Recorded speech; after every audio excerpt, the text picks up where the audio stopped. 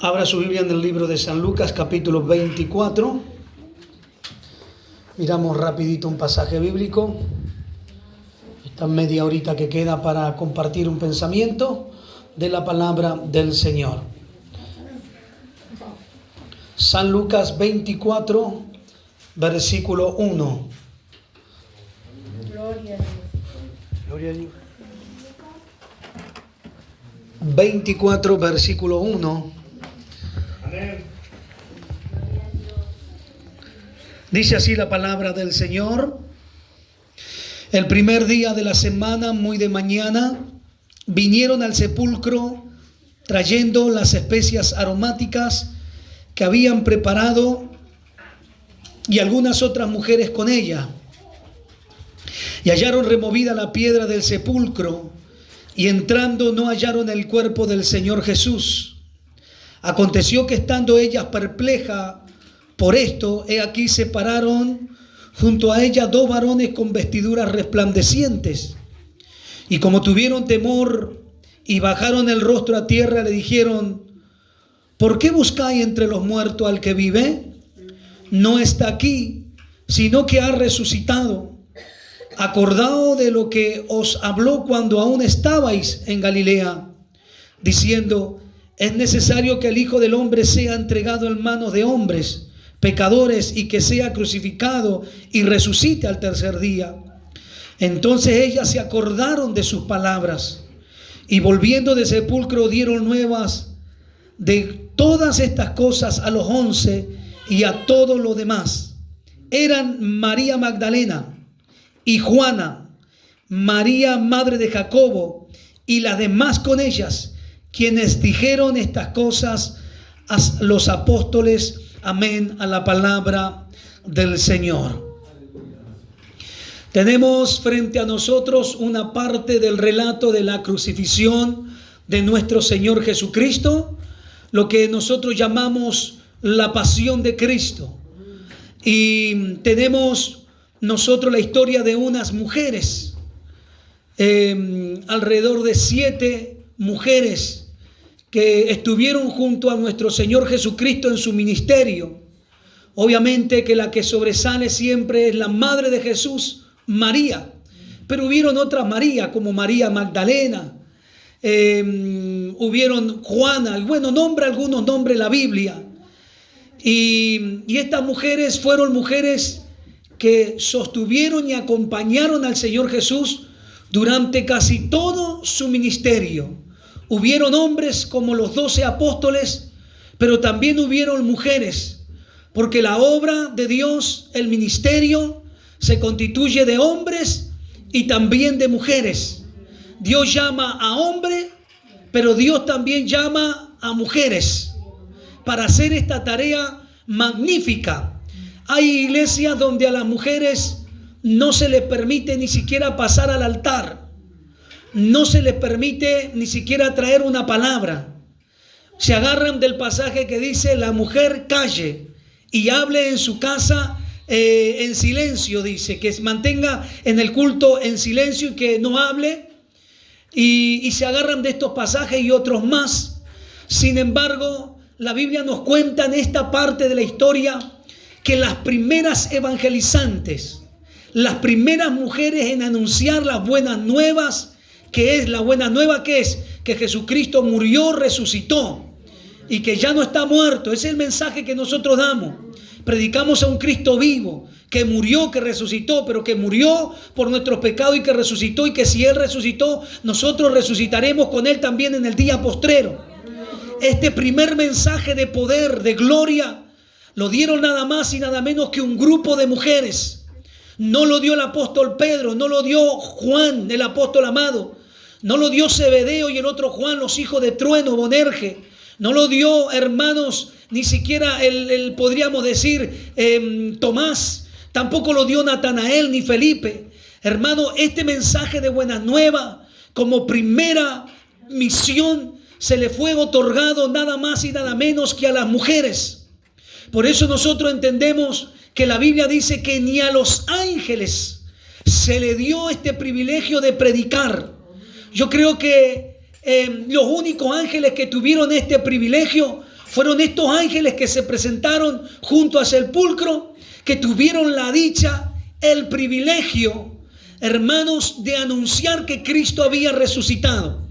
Porque en todo el cielo, con todos los millones y millones de ángeles que hay, hermanos, ni un ángel de esos puede anunciar el evangelio.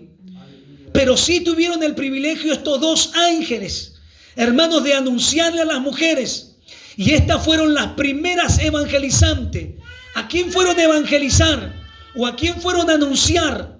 Nada más y nada menos que a los 12 discípulos o a los 11 discípulos, que a la postrería serían los 11 apóstoles.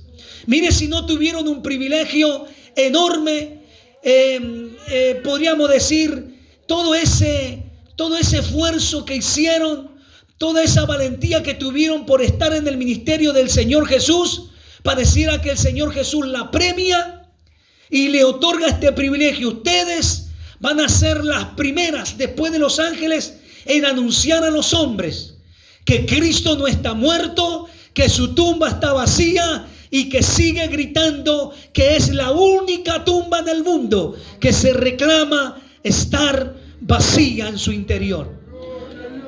Con este mensaje salieron estas mujeres, pero de esto quiero hablarle en esta noche.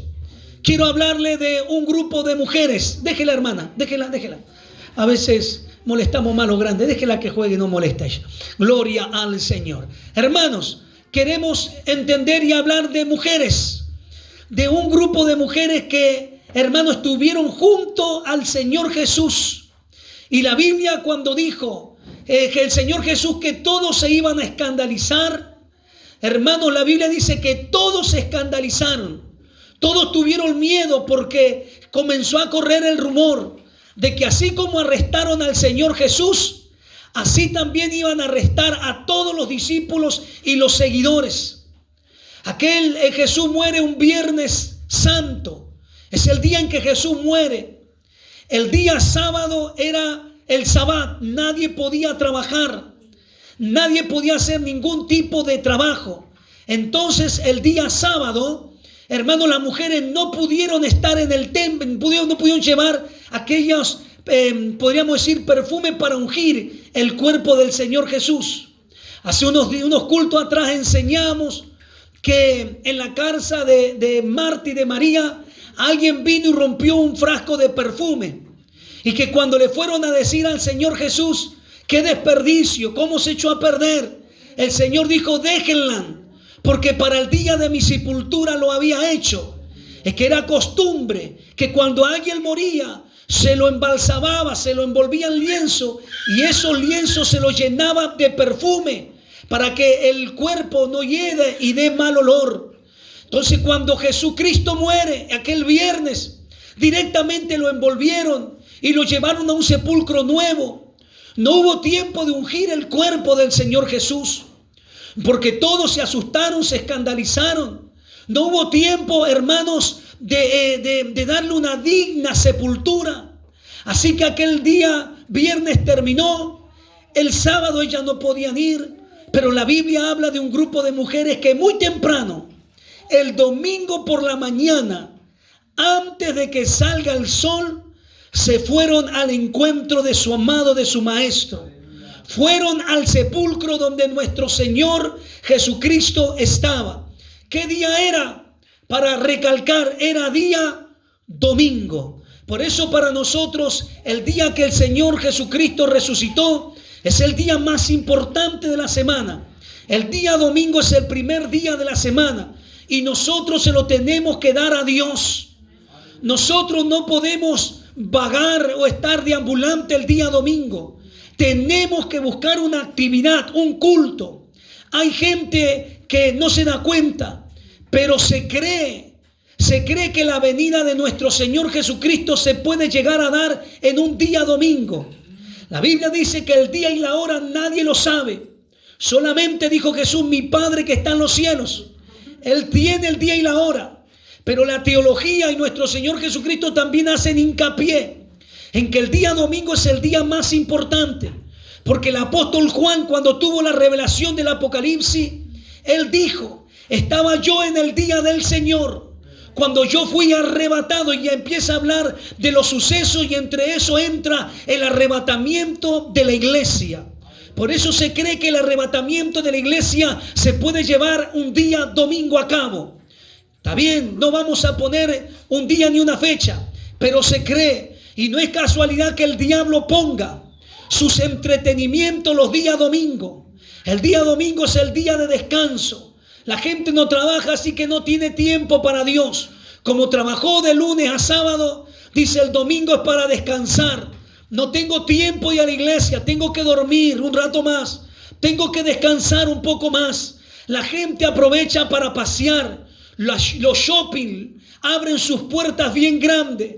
Cada vez las puertas de los shopping son más grandes para que entre y salga más gente. Hermanos, se abren solo, usted no tiene ni que empujar. Usted llega y la puerta del shopping se abre con un sensor, como diciendo: bienvenido.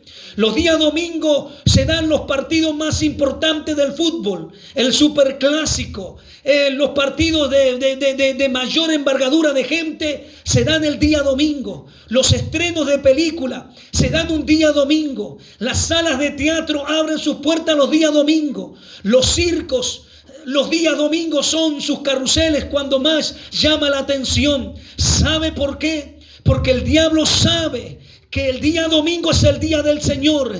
Entonces él pone como una bandeja cargada de ofertas para que el hombre y la mujer se deleite y no esté en la casa de Dios y esté en cualquier otro lugar, menos un día domingo en la presencia del Señor. Por eso nosotros no nos podemos dar el gusto de faltar los días domingo. En realidad no tenemos que faltar ningún solo culto. Apenas tenemos 2, 3 cultos por semana, y hay cristianos que se dan el gusto de faltar a la casa del Señor. Nada puede ser más importante, pero el día domingo es el día del Señor. Usted tiene que tener un culto en la mañana o en la tarde, y si puede tener 2 cultos, hágalo, porque dele para Dios ese día y Dios le va a bendecir. Me enseñaron desde chico que no se trabaja el día domingo. Mi padre fue pastor de iglesia por muchos años, y cuando yo le decía: me salió un trabajito, papá, ¿y qué día? El día domingo. Mira, hijo, vamos a la iglesia. Vos no te preocupes, Dios te va a pagar. Dale al Señor lo que es del Señor, que el día domingo no te robe, no lo dediques a trabajar. A veces podemos tener un trabajo, lo ocupamos, pero que el trabajo no nos robe el culto. ¿Está entendiendo? Usted tiene que hacer una actividad el día domingo, hágalo, pero que ese trabajo no le robe el culto, el estar en la presencia del Señor. Que hay gente que dice: no, me hago la diferencia el domingo, me voy a trabajar. Ese dinero no sirve para nada si tú le robas el tiempo al Señor. Ese dinero cae en saco roto, lo he experimentado. Ahora usted vaya a trabajar, pero enseguidita, cuando tenga el tiempo, se me viene a la casa del Señor, sea en la mañana o en la tarde, pero dele el lugar al Señor. Hay gente que lo aprovecha para pasear. Hay gente que lo aprovecha para irse de pesca. Hay gente que lo aprovecha para irse de picnic. Es el día en que el hombre arregla el autito. Es el día en que la familia edifica la casa. Es el día en que cortamos el pasto. Es el día en que pintamos. Hermano, usted puede hacer muchas cosas, pero que no le robe el culto. El día del Señor más importante, usted tiene que estar en la casa del Señor. Tiene que practicar, tiene que poder. Señor, dame victoria. El domingo no hace falta. Como sea, llegamos un poquito más tarde, pero yo quiero estar en la presencia del Señor. Amén. Dice la historia que fueron hermanos muy valientes. Hermanos, porque a veces pensamos que la valentía está en los hombres. Pero mire lo que eran estas mujeres. Estas mujeres eran todoterreno. Imagínense ir a un cementerio a las 5 de la mañana. Ahí se pusieron de acuerdo 7 mujeres. ¿Qué hacemos? Nuestro amado está ahí. Tenemos que ir, pero a un cementerio. Yo no tengo ni ganas ni cuando hay de día al cementerio. Ya causa miedo. Imagínense la oscuridad. cuando en esos campos de aquel tiempo, hermano, inhóspito, hoy los cementerios son otra cosa, pero antes eran lugares oscuros, sin luces. Y dice que estas mujeres tuvieron esta valentía de ponerse de acuerdo e ir hasta el cementerio porque su amado estaba ahí. Hermanos, y hemos visto a lo largo de la historia que las mujeres, hermanos, que se ponen en las manos de Dios, logran cosas grandísimas por la fe. Nosotros hemos visto en estos años que las mujeres son las que edifican los templos, las que construyen hogares. Hermanos, son las que generan el dinero para que la iglesia avance. Por lo general el hombre es más quedado, pero la mujer enseguida se ponen a hacer panes. Ellas no tienen problema en salir a vender. Ellas no tienen problema en hacer una mercadería.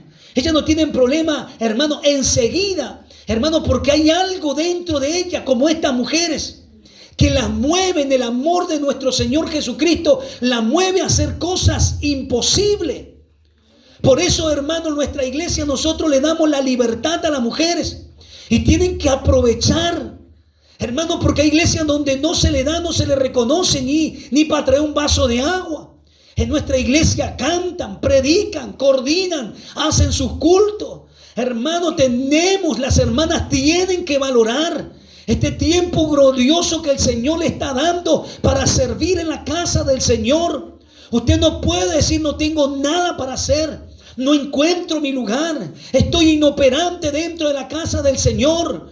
No sé qué voy a hacer, si voy a seguir, no voy a seguir, porque parece ser. No, hermano, eso es del diablo. Usted tiene que acercarse al ministerio, acercarse a las hermanas, líder de cada área, decir: hermana, cuente conmigo, yo quiero trabajar en los cultos de hermana, yo quiero trabajar en la escuelita, yo quiero estar con los adolescentes, quiero estar en la limpieza, quiero estar en la edificación, hermano, porque hay trabajo también, tanto para los siervos de Dios como para las siervas de Dios. Hermano, a lo largo de la historia las mujeres han construido templos y por lo general dentro de una iglesia siempre son más las mujeres que los hombres. Imagínense bien todas las mujeres que hay en esta noche. Por lo general siempre son más las mujeres, porque son las primeras en creer en este evangelio y empiezan a trabajar. Las esposas ganan a sus esposos alcohólicos, borrachos, perdidos, hermanos, que le creen a Dios. Hemos tenido testimonio de mujeres, de esposos que las golpeaba, le pegaba, le decía: te vas otra vez a la iglesia, y vos no dormías adentro. Dentro del ministerio tenemos hermanas que su esposo le pegaba. Y cuando uno de esos testimonios, esta hermana un día llegó a su casa y su esposo le cerró la puerta. Ella tuvo que dormir en un Renault 12 afuera, en la helada, fría. En un Renault 12 abandonado, se metió adentro con su niñito a dormir porque el esposo, completamente endemoniado, le dijo: te fuiste el domingo a la iglesia, hoy no entras a casa. Hermano, y se le plantó el lunes a la mañana. Recién le abrió la puerta, durmió adentro un Renault 12 sin vidrio, congelado, un Renault 12 abandonado en el patio. Hermano, y al otro domingo le dijo el esposo, hermano, le dijo: si vos te vas a la iglesia, vos me perdés a mí. Elegí Dios o elegíme a mí. Esta es la última oportunidad. Y ella pensó y dijo: yo te amo mucho, vos sabés cuánto te amo, cuánto te quiero, pero yo no voy a cambiar a Dios. Dios acaba de tocar mi vida, mi corazón, y estoy orando por vos. Agarró su niñito aquel día domingo y se fue, hermanos, para el culto. Eso es nuestra hermana Lidia y nuestro hermano Bernardino dentro del ministerio, que hoy trabajan con nosotros en el ministerio. Hermano, ella se fue al culto y como a las 8 de la noche se largó a llover. Y aquel hombre, como no tenía nada que hacer, movido a misericordia, porque él le decía que ella estaba enamorada del pastor. Hermano, estos demonios, así trabaja el diablo. Y le decía: vos estás enamorada del pastor. Y vos seguro que está enamorada de algún hermano, por eso te va a la iglesia. Por eso te arreglás temprano. Por eso sos capaz de dejarme acá. Y siempre le taladraba la cabeza con esto. Y aquella hermana dijo: diga usted lo que quiera, y se fue, hermanos. Y aquel día dijo: yo la voy a agarrar infragante a mi esposa. Me voy a ir antes al templo. Agarró, había llegado a jugar a la pelota. camiseta de Boca, shortcito de Boca, botines. Pero el demonio que tenía adentro, hermano, agarró un paraguas y bajo la lluvia se fue. Y se quedó parado afuera de la iglesia mirando por la puerta para ver si la encontraba su esposa haciendo algo malo. De golpe el portero le dice: está lloviendo mucho, entra un poquitito para acá adentro. Y él dijo: no, acá nomás. Al ratito dice: entra un poquitito, llueve mucho, se va a mojar. Cerró el paraguas, se metió. Cuando abrió sus ojos, él estaba tirado de rodillas en el altar, porque Dios había tocado su vida en una parte del mensaje. Yo creo en el poder de Dios. Y hasta el día de hoy eres un siervo de Dios y ella una sierva de Dios. Trabajan como misioneros, predican la palabra, siembran como ningún otro un testimonio hermoso. Pero yo creo en el poder de Dios, pero creo en esas mujeres de fe, guerreras, que le creen a Dios y que no bajan los brazos. No queremos tener una iglesia de mujeres miedosas, cobardes, que al primero de cambio ya estoy temblando, pastor, no sé qué voy a hacer. No. Necesitamos volver a ese encuentro con Dios. Si vamos a vivir un evangelio a media, mediocre, sancochado, tibio, mejor dejemos el evangelio. Yo no vengo a jugar al evangelio. Yo creo en el evangelio de poder, de autoridad, de fuego, que todo lo puedo en Cristo, porque Él es fiel y me fortalece. Un evangelio que va a cambiar tu casa. Un evangelio que va a tocar tus hijos. Un evangelio que va a tocar ese esposo incrédulo. Un evangelio que va a tocar ese esposo que no quiere saber nada del Señor. Tarde que temprano lo vas a ver entrar por la puerta de la iglesia. Lo vas a ver cantando, predicando. Amén. Hay que creer. Esto no es cuentito, son testimonios. Y hay tantos testimonios de hermanas de este lugar que han ganado almas, que han peleado batallas terribles, están luchando. Y el diablo te dice: mira todas las almas que ganaste y tu esposo todavía no se salva. Mira cuánto trajiste a la iglesia y tu hija todavía no se salva. Mira cuánto haces por el Señor y todavía tu hijo en el mundo. Ahí es cuando tiene que ponerte firme y decirle: diablo mentiroso, hay promesas sobre mi casa. La Biblia dice que cree en el Señor Jesucristo, será salvo él y toda su casa. Yo me voy a ocupar de predicar y Dios se va a encargar de mi casa. Hermanos, pero hay un secreto muy de mañana. Qué lindo sería imitar, hermano, a estas mujeres. Pero hoy nos damos cuenta, hermanos, que esta historia dice: antes de que amanezca fueron a encontrarse con Jesús. Pero hoy estamos viendo un grupo de mujeres que se levantan 10, 11 de la mañana. 9:30, 10. Se levantan tardecito. Y el secreto está en levantarse temprano. Antes de que salga el sol, yo me voy al encuentro de mi Señor Jesús. No, hoy se queda hasta las 2 de la mañana con el celular. Hasta que la batería del celular no se apaga. Y dice: lo tengo que enchufar. Qué bronca, dice. Le arden los ojos rojos como una manzana, una compota. Seco el lagrimal de tanto que le da el celular. ¿Qué se va a poder levantar temprano así? ¿Qué va a poder levantarse a las 6 de la mañana, 5:30, a decir: voy a levantarme un ratito antes de arrancar mi día, voy a entregar mi día en las manos del Señor, voy a ser como estas mujeres, bien tempranito me voy al encuentro de mi Señor? Creo que hay un silencio, pero sé que hay mujeres. El salmista decía: oh Dios de mañana, me presentaré ante ti y esperaré. Y hay muchos pasajes que hablan de buscar a Dios en la mañana, bien temprano. Y no es para las mujeres, es para los hombres también. Para nosotros, que seamos, hermanos, en esta área fieles. Hermanos, antes de irnos a trabajar, antes de encarar nuestro día, tener un ratito de intimidad y de buscar de la presencia del Señor. Se iban a un sepulcro, qué valentía.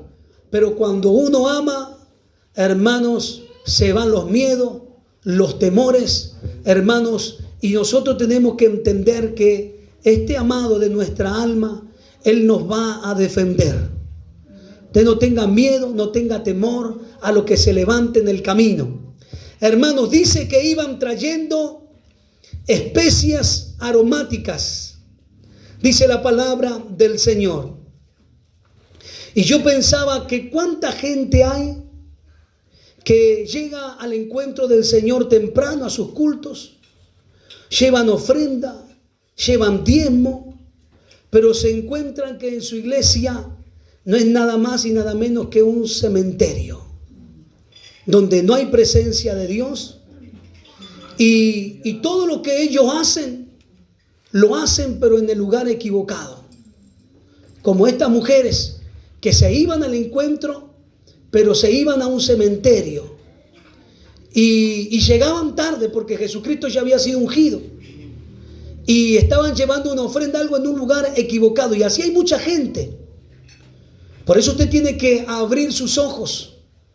Y esto le enseñamos a muchos en otros lugares cuando predicamos en la calle.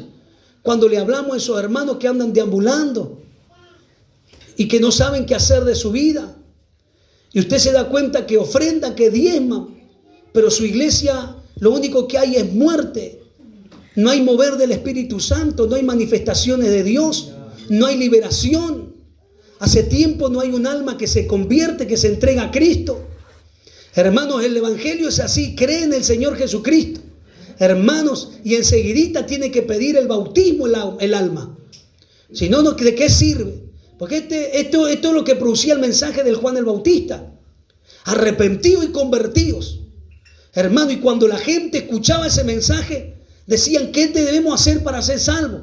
Y los mismos apóstoles decían, bautícese en cada uno en el nombre del Señor Jesús. Pero el evangelio tiene que producir esto. Estos días ministramos a una joven, ¿cómo se llama, hermana Paula, esa joven?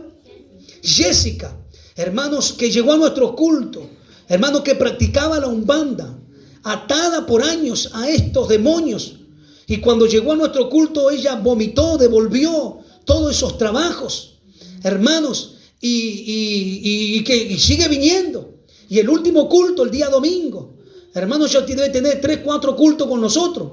Pero el último culto, nuestra hermana Jessie dice, quiero hablar con usted, pastor. Bueno, ¿qué quiere, hermana? ¿Cómo anda? No, quiero que ore por mi casa. Pero ¿sabe qué? Yo me quiero bautizar.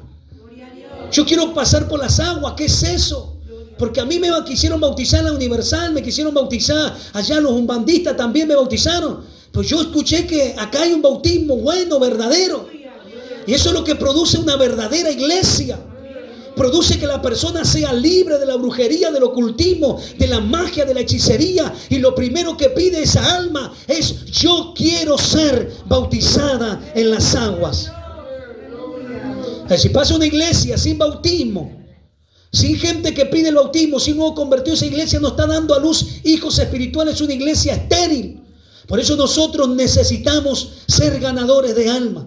Predicar la palabra del Señor y que esas personas tengan un encuentro y reciban del poder de Dios y que sientan el cambio en su vida. No se pueden volver a su casa como han venido. Amén.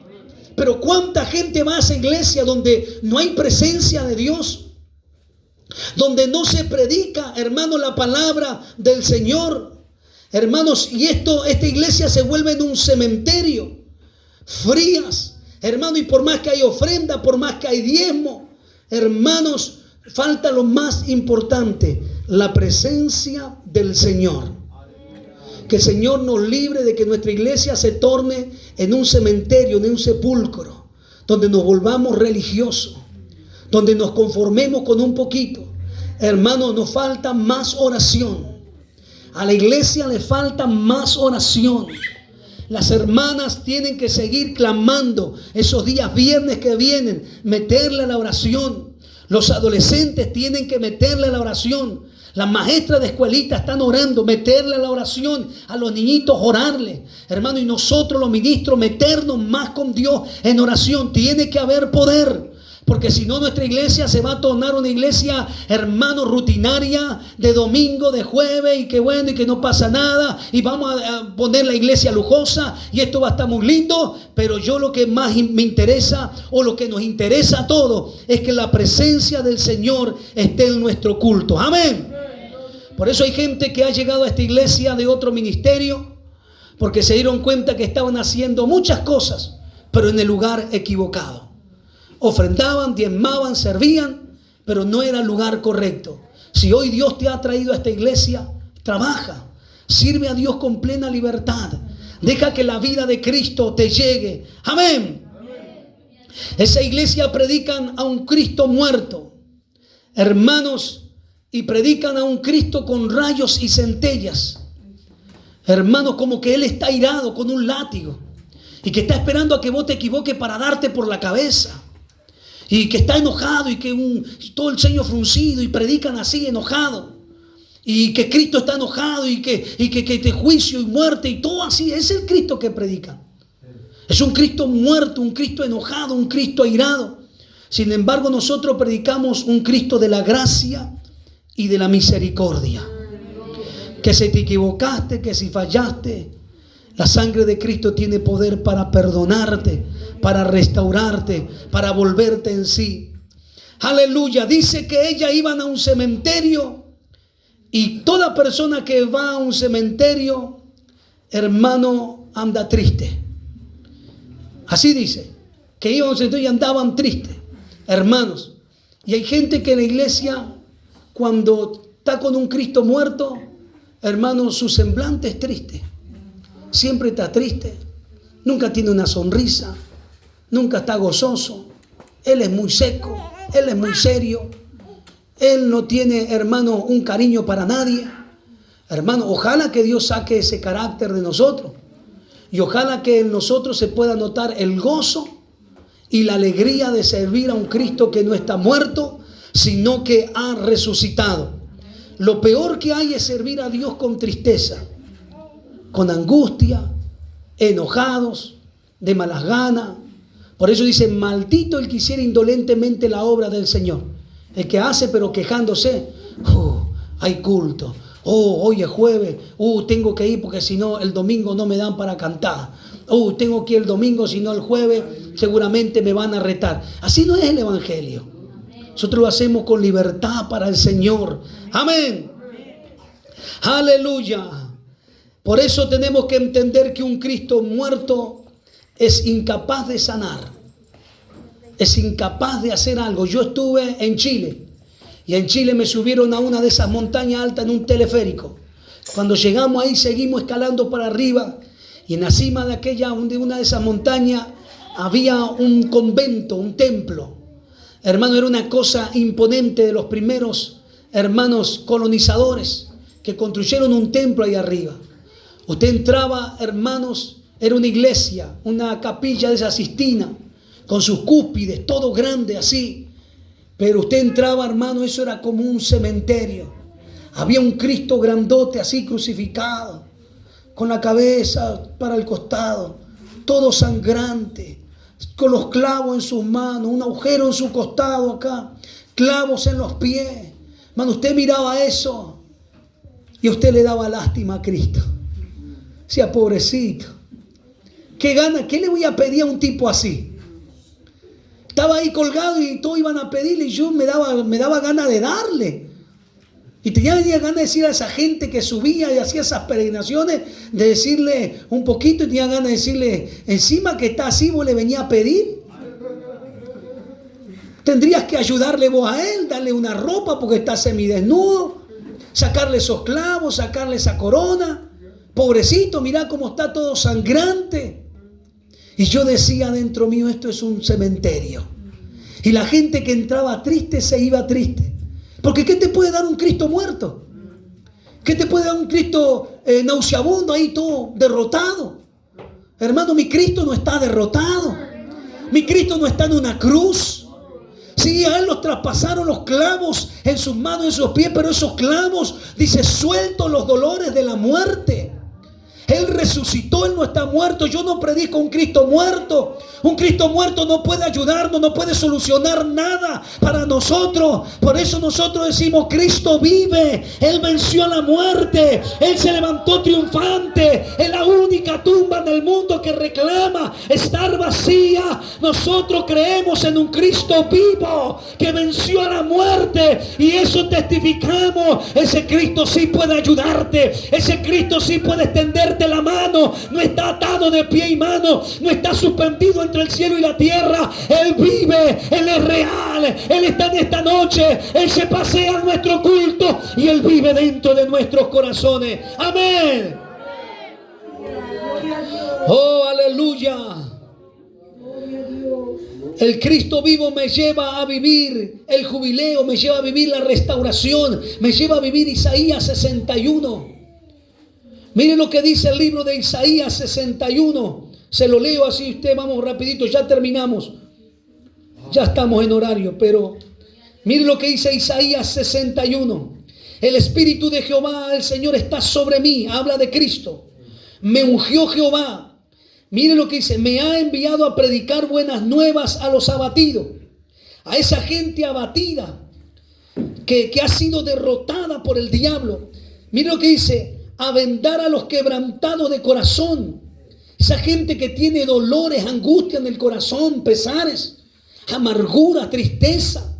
Dice: me ha enviado, se dice, a los quebrantados de corazón. Hay gente que tuvo quebrantos profundos por situaciones que le ha tocado atravesar en la vida, pero cuando llega Jesucristo sana. Dice, nos acaricia. Hermanos, dice: a publicar libertad a los cautivos, a los que están en los vicios. Y dice, a los presos apertura de cárcel, a los que están atados, a proclamar el año de la buena voluntad de Jehová y el día de la venganza del Dios nuestro, a consolar a los enlutados. A los enlutados, los que están con un luto en el corazón. Dice: Él nos ha enviado a consolar a los enlutados, a ordenar que a los afligidos de Sión se le dé gloria en lugar de ceniza, óleo de alegría en lugar de luto, manto de alegría en lugar del espíritu angustiado, y serán llamados árboles de justicia, plantío de Jehová, para gloria suya. Eso es servir a un Cristo vivo.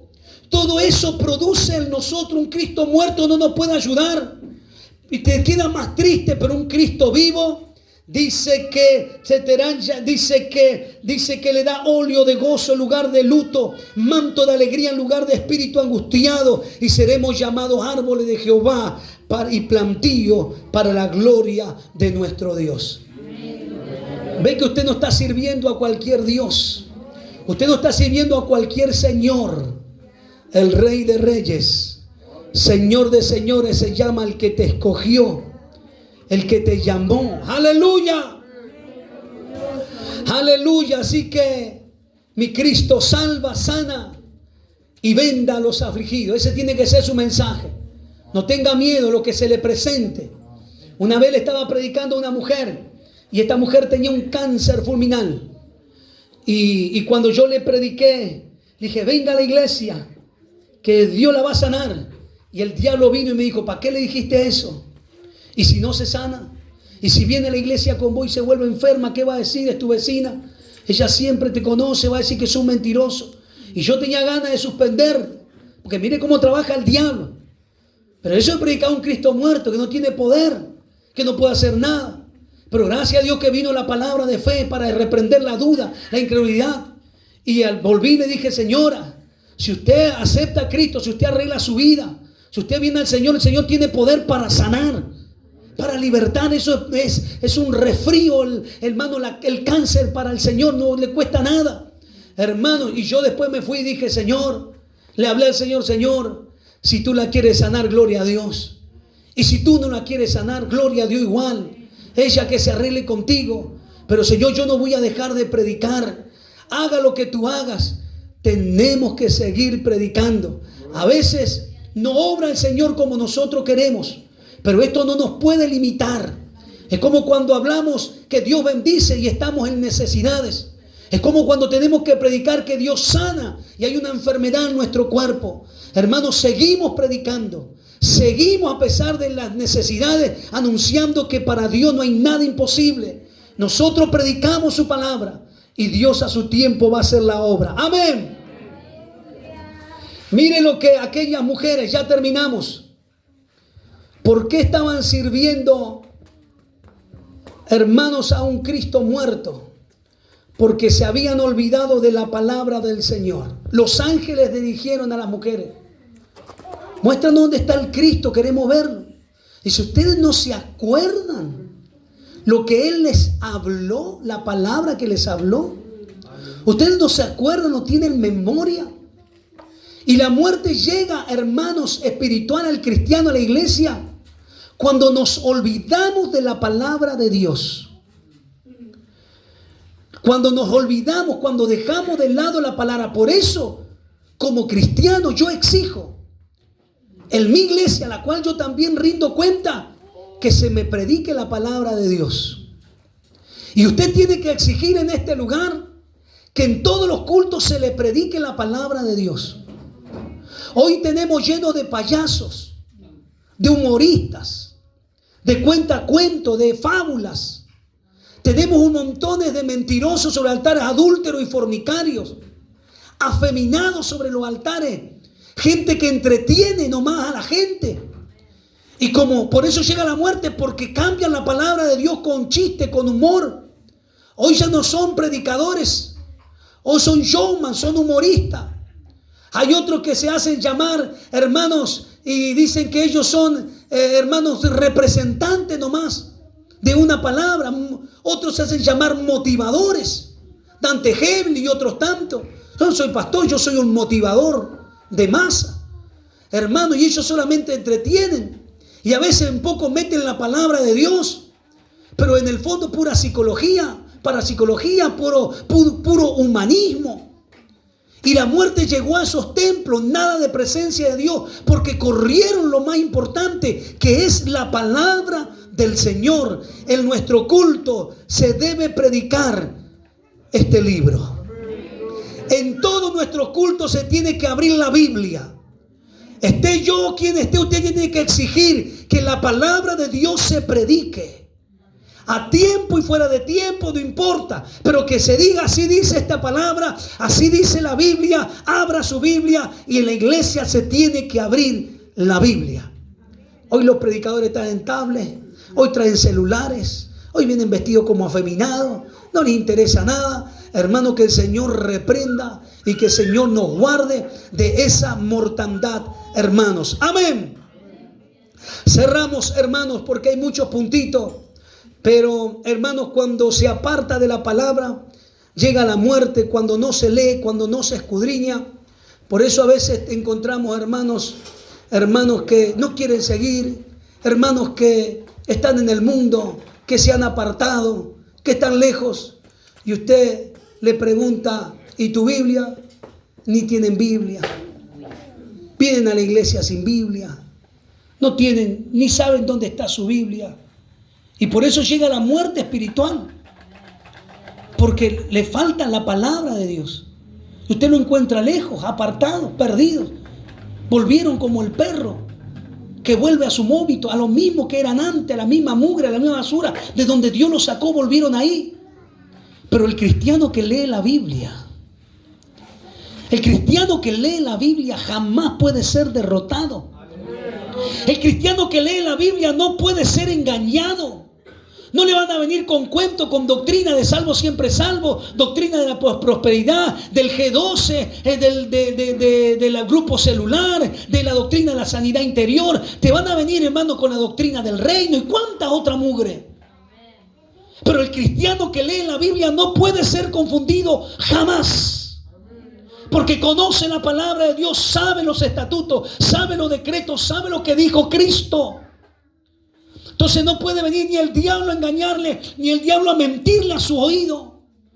Porque el Hijo de Dios conoce la palabra y la palabra es un escudo para nosotros que nos defiende, pero es una espada para el adversario. Cuando el diablo ve la espada, el diablo sale huyendo de tu casa con esos mensajes raros que te podés salvar en tu casa, que Dios está en todos lados, que no hace falta ir a la iglesia, que no hace falta diezmar, porque nosotros no, si quiero diezmar, que no hace falta ofrendar, porque yo ayudo a los pobres, a los vecinos, y te viene con un montón de ideas. Pero si tú conoces la palabra de Dios, tú vas a abrir la Biblia y le vas a decir: diablo mentiroso. Por eso dice: no se acuerdan lo que les habló. Nosotros tenemos que acordarnos esta palabra, lo que se nos predica, lo que se nos enseña, y nosotros vamos a hacer huir al diablo de nuestra casa. Y a su nombre, oración y palabra. Palabra y oración. Hermanos, ¿qué sucedió cuando recordaron la palabra? Dijeron. Pues eso dicen los ángeles: ¿no se acuerdan ustedes lo que él dijo? Y las mujeres empezaron a recordar la palabra.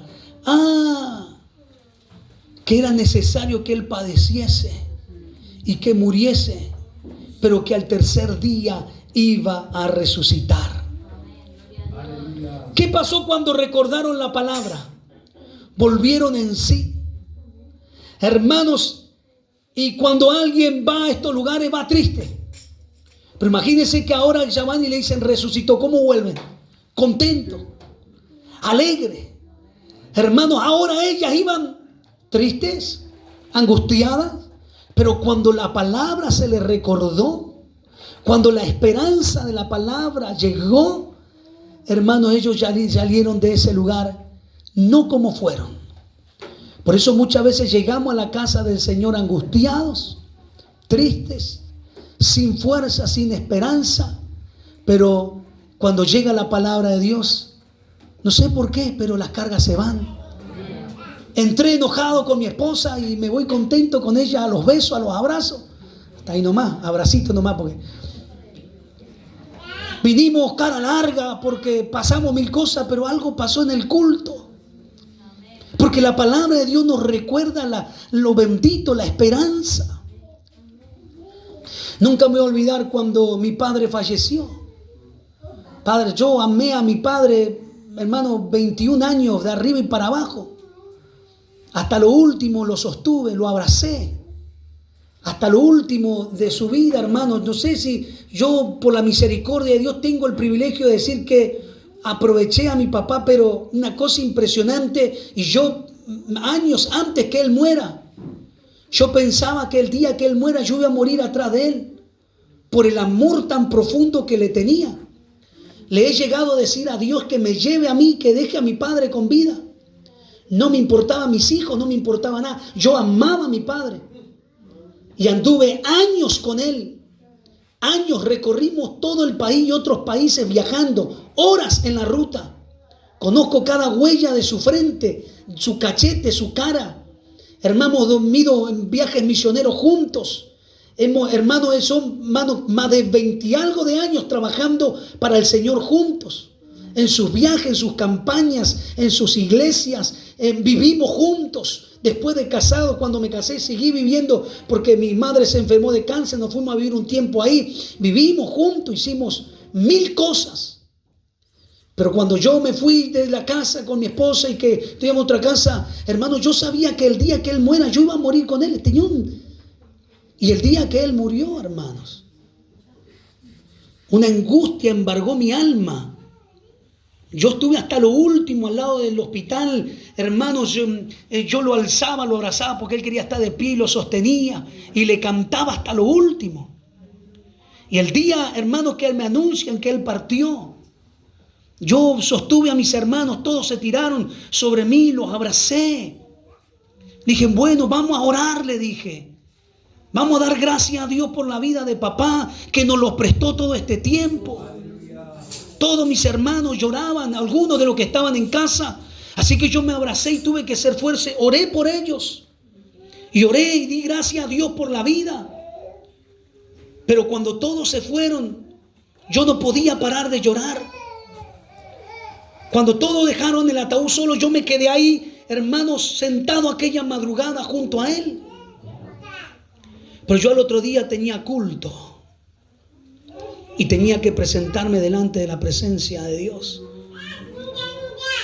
Y yo vine con una tristeza, hermano, que eso no me lo sacaba Nadie.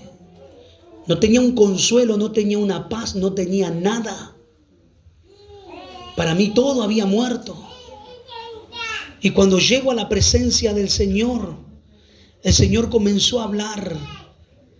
Y la palabra de Dios me empezó a recordar de esta esperanza. Bienaventuradas que tenemos los que creemos en Él, los que somos salvos, los que hemos aceptado a Jesús. Como dice el apóstol Pablo en el libro de Tesalonicenses, no quiero, empezó a hablarme el Señor, que os entristezcáis como se entristecen los que no tienen a Cristo. Porque esos sí no tienen esperanza. No quiero que os entristezcáis como se entristecen los impíos, los gentiles, puesto que está preparado para nosotros un reencuentro. La mañana gloriosa, la mañana de resurrección.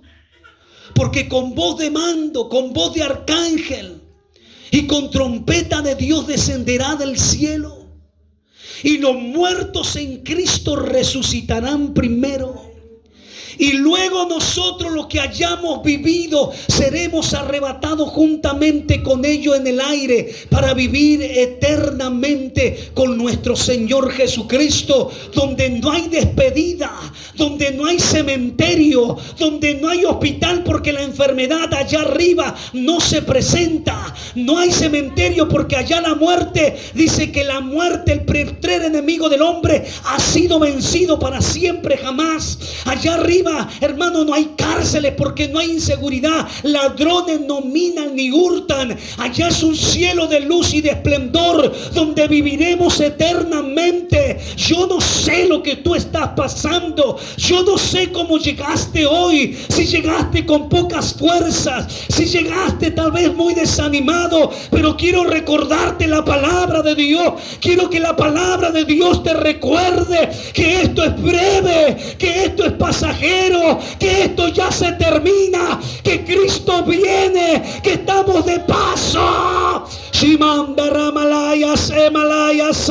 Estamos de paso, esto se acaba, se acerca la eternidad, se acerca, Cristo viene, Cristo viene, Cristo viene. Ya no vamos a llorar de angustia ni de tristeza. Allá no despedimos a los seres queridos. Allá es un cielo de luz y de esplendor para siempre, jamás. Viviremos eternamente. Por eso este es el tiempo de prepararse, es el tiempo de estar a cuenta. Yo quiero ver a esos que viajaron antes que yo, a esos que me ganaron. Yo quiero ver a mi abuela, a mi tío, a mi papá y a otros tantos hermanos que hoy ya descansan en la presencia del Señor. Yo me preparo todos los días, yo me guardo para Dios, yo vengo a la casa de Dios y esta palabra me sostiene, esta palabra me sostiene. Cristo viene, Cristo viene, Cristo viene, Cristo viene. Prepárate, iglesia, prepárate, Argentina, prepárense naciones, porque viene el amado de mi alma, viene el amado de las naciones. Ponte de pie. Dumai Sherra Manda Lama Sea Shimanda Ramalaya Sama. No es con tu fuerza, es con la fuerza del Señor. Si alguien necesita oración, deje su lugar y pase al altar y reciba nuevas fuerzas, consuelo divino, palabra viva. Y si no, allí donde está, levante su mano al cielo. Duramanda Lama Shemalaya. Oh, aleluya, aleluya, aleluya, aleluya. Señor de la gloria, esta es tu palabra, es la que me sostiene, Señor. Es una esperanza viva. Aleluya, te alabamos, Señor. Tikanda Ramalaya Semalaya. Padre del cielo, aleluya, aleluya. Sí, Señor, te amamos. Señor, hay cosas que duelen, hay cosas que nos desesperan, pero Señor, confiamos en ti, aleluya. Levante la iglesia su mano y comience a clamar. Comience a clamar, en ti confiamos. Este es el momento de declarar, a pesar de, te amamos. Te amamos, Señor, te amamos. No queremos cambiar este evangelio, no queremos cambiar este caminar. Te alabamos, Padre. Oh, gloria.